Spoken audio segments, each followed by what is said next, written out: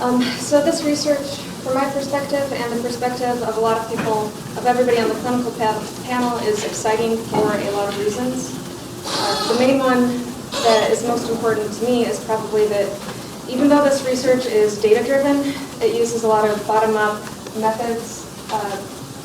It has a lot of potential for theoretical contributions. So a lot of research in psychology tends to ignore Karl Popper's advice that we should try to falsify our theories instead of keeping them alive long after they've outlived their usefulness.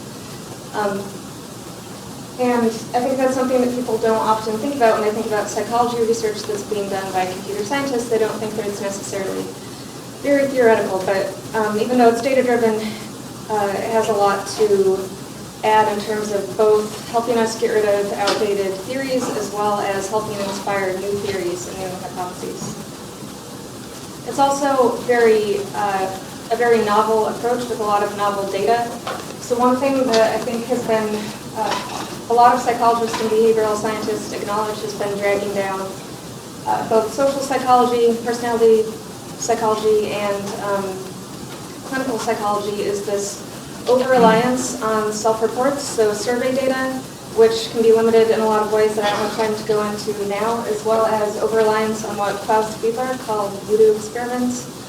So that's the idea that basically we take these really subtle phenomena that in real life have sometimes almost trivial effects.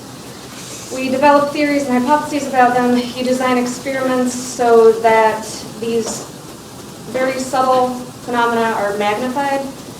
You engage sometimes in questionable research practices, and we end up publishing hundreds of papers on something that has never really sort of powerfully influenced somebody's behavior in real life, which is problematic. So by sort of connecting with the falsification idea, by testing our pet theories in this sort of unforgiving crucible of naturalistic, longitudinal, real-life behavior, we are able to sort of move beyond the limits of self-reports, experiments, and sort of these bloated old theories that sometimes drag us down.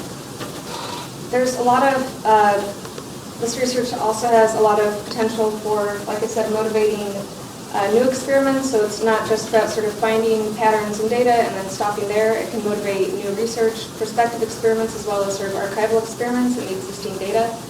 And we can also use these data to, like the Parkinson's and dementia group talked about yesterday, sort of track people's language use in real time and help both clinicians help their clients, as well as help people engage in sort of self-help or self-care and monitor their own mental health over time. And Andy, tell me about